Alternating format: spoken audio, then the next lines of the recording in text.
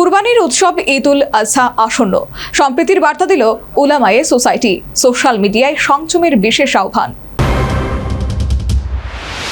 শান্তির বার্তা দিল উলামায়ে সোসাইটি। উত্তর ফুলবাড়িতে আহত সাংবাদিক সম্মেলনে এই আহ্বান জানানো হয়। উপস্থিত ছিলেন সংগঠনের শীর্ষ নেতৃত্বরা। ঈদ উল আজহা মুসলিমদের ত্যাগের উৎসব। হযরত ইব্রাহিমের আত্মত্যাগের স্মরণে পালিত হয় এই কুরবানি ঈদ।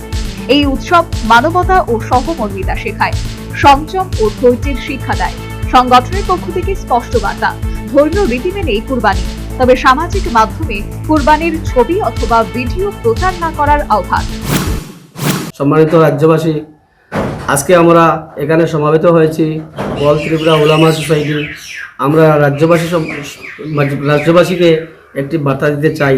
আগামী 28 মে 2026 ইংরাজি যে ঈদ উল আজহা অনুষ্ঠিত হবে, সেই ঈদকে শান্তি এবং সম্প্রীতি সব কিছু বজায় রেখে উদযাপন করার লক্ষ্যে আমরা রাজ্যবাসীকে একটা বার্তা দিতে চাই যে আমরা যেখানে যেভাবে হোক যে ঈদকে পালন করব, আমাদের শান্তি সম্প্রীতি যেরকম বজায় থাকে এবং অন্য পাশাপাশি কারো যাতে কোনো অসুবিধা না হয় সেদিকে লক্ষ্য রেখে আমরা ঈদকে শান্তি সম্পন্ন করব। এবং বিশেষ করে এই ঈদে যে একটা বিশেষ করে কুরবানির ঈদ, এখানে আমরা কিছু পশু আমরা জবাই করতে হয়, সেদিকে আমরা লক্ষ্য রাখবো যাতে কোনোভাবে কোনো মিডিয়ায় কোনো পোস্ট কোনো ফটো আমরা ভাইরাল করব না, পোস্ট করব না। এটাই আমরা বিশেষ অনুরোধ সবার কাছে। কারোর ধর্মীয় অনুভূতিতে আঘাত নয়, অযথা উত্তেজনা ছড়ানো থেকেও বিরত থাকার আবেদন। উলামায়ে সোসাইটির বক্তব্য অনুযায়ী ত্রিপুরার সম্প্রীতির এক উজ্জ্বল উদাহরণ।